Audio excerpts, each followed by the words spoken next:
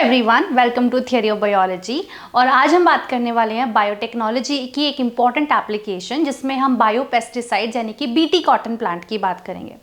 तो this is just one application of biotechnology in the agriculture in which we are producing the pest resistant plant that would decrease the use of the insecticide, or we can say the pesticide. So in this process, this complete process, which is very important question from the examination purpose, what we are going to do is, देखिए यहाँ पर आपको एक bacteria का नाम याद रखना है। याद रखिए कि जो भी हम पेस्टिसाइड्स या फिर जो भी हम केमिकल फर्टिलाइजर्स, जब भी हम किसी बायोलॉजिकल एजेंट को यूज करते हैं तो that will be your bio fertiliser और bio pesticide. I hope this thing is clear. तो यहाँ पे हम एक ऐसे पेस्टिसाइड को बनाएंगे जिसमें हम एक बायोलॉजिकल एजेंट की बात करेंगे। बायोलॉजिकल एजेंट मतलब यहाँ पे हम किसी बैक्टीरिया का यूज करेंगे।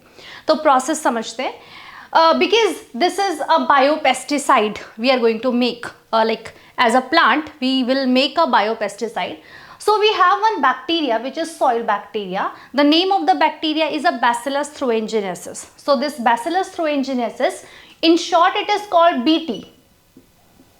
In short it is called BT, or the gene which is extracted out from this bacteria, it is known as a BT gene. BT gene. What is the importance? देखिए यहाँ पे हुआ क्या है कि ये जो बैक्टीरिया है, इस प्रोसेस को आप यहाँ से देखिए। सपोज कर लीजिए कि ये एक बैक्टीरिया है और इस बैक्टीरिया के अंदर एक इसका जीनोम है, मतलब इसका खुद का डीएनए है। और जो डीएनए है, सपोज करिए वो जो डीएनए है वो आपके पास बीटी है और ये कोड कर रहा है एक प्रोटीन के लिए, राइट। एक जीन है जो कि एक प्रोटीन को कोड कर रहा है। Here the protein is a endotoxin, और we can say these are the protein crystals. So these protein, जिसको अब आपको पता चलेगा कि these are actually the cry protein. इनको हम क्राई प्रोटीन बोलते हैं because these proteins they are having the structure which is crystalline in nature. तो क्रिस्टलाइन के लिए यहाँ पे हम CRY प्रोटीन को यूज करेंगे। सो याद रखिए कि हमने किसी बैक्टीरिया के जीनोम से एक पर्टिकुलर डीएनए को आइसोलेट किया है। उस डीएनए की प्रॉपर्टी है कि वो एक प्रोटीन फॉर्म करेगा, प्रोटीन कोड करेगा, जो प्रोटीन है आपका cry protein. This is endotoxin, right? So what we are going to do is we have to isolate that gene which is BT gene, right? Well, the first step is the isolation of the BT gene. The second step is, because we know that this gene, it will produce a BT toxin. Now what we have to do is we have to make the multiple copies of this gene. क्योंकि आप किसी bacteria जिसका size already बहुत छोटा होता है, हम biotechnology technique की हेल्प से, बेसिकली रिकॉम्बिनेंट डीएनए टेक्नोलॉजी की हेल्प से हम करने क्या वाले हैं, हम इस जीन की, ये जो आपके पास बीटी जीन है, इसकी मल्टीपल कॉपीज बनाने वाले हैं। और मल्टीपल कॉपी बनाने के लिए हम जिस प्रोसेस का जो टर्म यूज करते हैं दैट इज क्लोनिंग। तो यहाँ पे हम जीन को क्लोन करने वाले हैं। समझ रहे हैं आप इस बात को कि आपको उस बीटी जीन की बहुत सारी कॉपीज क्रिएट करनी है और उसी प्रोसेस को हम क्लोनिंग बोलते हैं।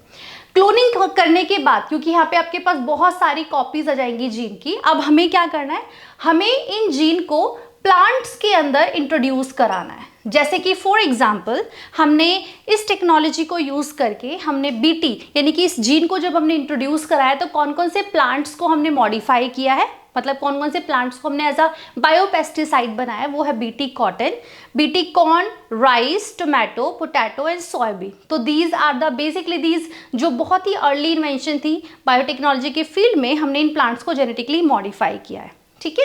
उसके बाद देखिए जब इनकी क्लोनिंग होगी तो obviously we will introduce into the plant and this particular gene it will express itself, that means it is expressed into the plant. And what it will provide resistancy to the insect without the using of insecticides. यानी कि आप जब भी हम agricultural problems की बात करते हैं तो फार्मर्स जो एक बहुत ही बेसिक प्रॉब्लम को फेस करते हैं वो होते हैं कि इतने सारे डिफरेंट टाइप ऑफ इंसेक्ट्स, चाहे वो बीटल है, चाहे वो मॉस्किटोज है, डिफरेंट टाइप ऑफ फ्लाइज है, वो पूरी की पूरी एग्रीकल्चरल फील्ड को डैमेज कर देते हैं, डिस्ट्रॉय कर देते हैं। तो हमें एक ऐसी टेक्निक चाहिए, हमें एक ऐसी बेसिकली एक ऐसा इंपॉर्टेंट टूल चाहिए जिसमें बिना किसी इंसेक्टिसाइड को, हम इंसेक्टिसाइड केमिकल को यूज़ किए बिना हम अपने प्लांट्स को प्रोटेक्ट कर पाए।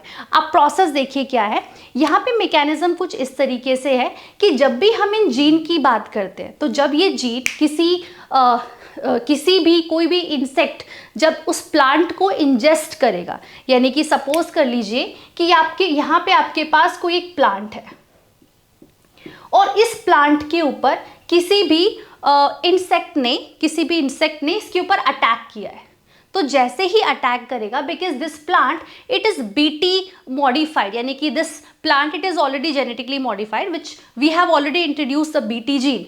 So this particular protein it is actually inactivated in the bacteria, but when this this insect ingest this particular plant, so what it will do, it will create the pore in the epithelial of the gut portion, यानी कि जब ये जो आपके पास protein है ये already इसमें inactivated form में प्रेजेंट होता है, but the pH of the alkaline pH of the gut of the salivary gland which is present in the insect, it will convert into the activated form, यानी कि एक protein जो कि किसी bacteria में ऑलरेडी इनएक्टिवेटेड फॉर्म में था, जैसे ही वो इंसेक्ट के मिडगट में जाएगा तो वहाँ का जो सलाइवरी pH है वो क्या कर देगा, वहाँ का जो एल्कलाइन pH है वो उसको एक्टिवेटेड फॉर्म में कन्वर्ट कर देगा, यानी कि उसको प्रोटॉक्सिन में कन्वर्ट कर देगा.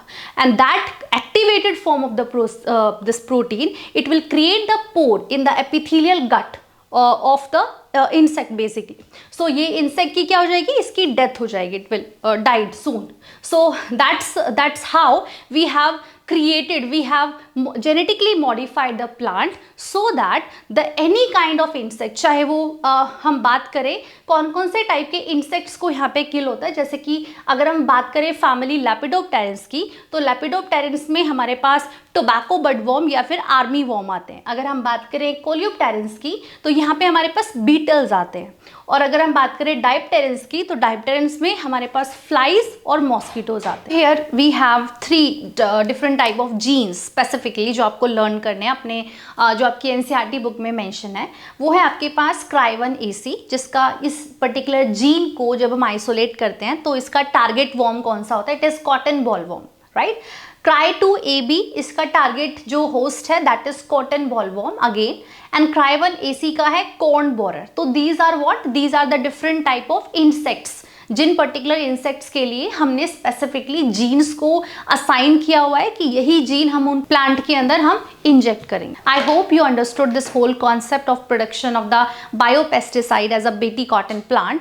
This is one of the important application of the agriculture, and if there is any doubt you can comment below, and if you like this concept तो please चैनल को सब्सक्राइब कीजिए, like कीजिए और share कीजिए. Thank you so much.